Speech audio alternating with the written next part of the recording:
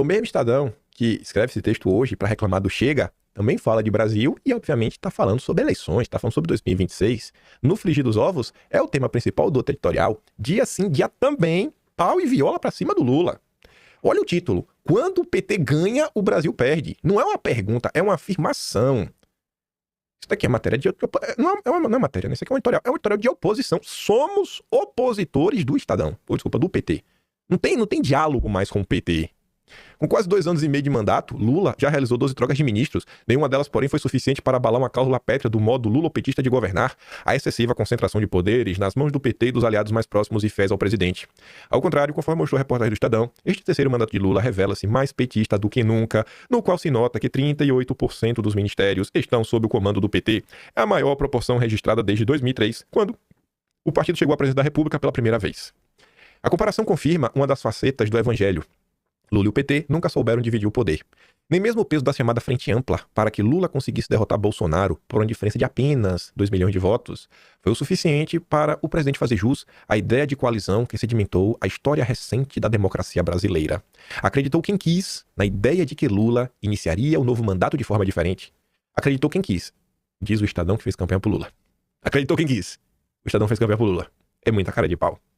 Apesar desta sina longeva do lulopetismo, há uma novidade mais grave no atual mandato, expressada numa soma de fatores que explicam a concentração de poder ainda maior nas mãos do PT.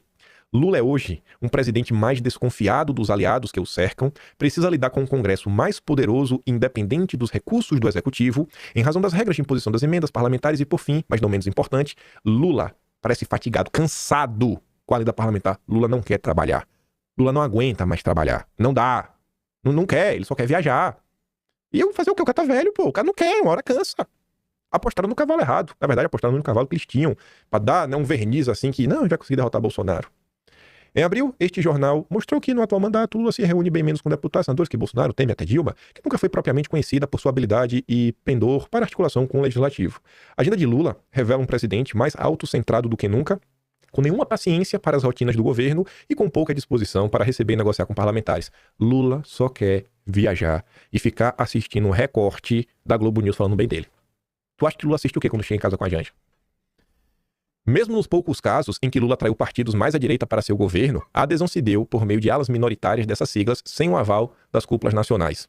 Não à toa, com indisfarçável frequência, União Brasil, PP, MDB, PSD, republicanos não só se posicionaram contra o governo em votações relevantes, como alguns deles apresentaram pré-candidatos que podem se opor a Lula em 26. A dificuldade para manter a base governista não se resume hoje aos partidos poderosos do Centrão, cuja agenda está longe de coincidir com a do PT. Lula tem sido fustigado até por legendas de baixa estatura, como se viu no recente desalinhamento do PDT por ocasião da demissão de Carlos Lupe do Ministério da Previdência Social. Evidências científicas informam que quanto maior o número de partidos, quanto mais ideologicamente heterogêneos forem, mais desproporcional for a distribuição de poder e de recursos entre eles, maiores serão os problemas no manejo e no sucesso de uma coalizão. Assim, Lula deveria exibir maior e não menor disposição para dividir poder com os aliados, próximos ou não à estatolatria do presidente do PT. Mas talvez fosse esperar demais de um líder político de um partido que, convictos de que detém o monopólio da virtude, também monopolizam o exercício do poder e, como se sabe, quando o PT ganha, o Brasil perde. Falta o quê? O Estadão passa o dia cobrando, pedindo, por favor, direita, descolem de Bolsonaro.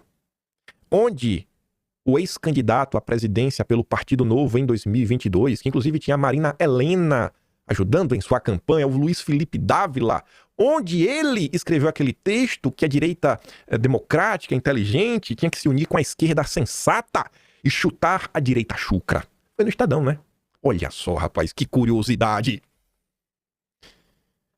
O golpe tá aí, cai quem quer. Gente, assim, ó, tá na cara. O golpe tá aí, cai quem quer.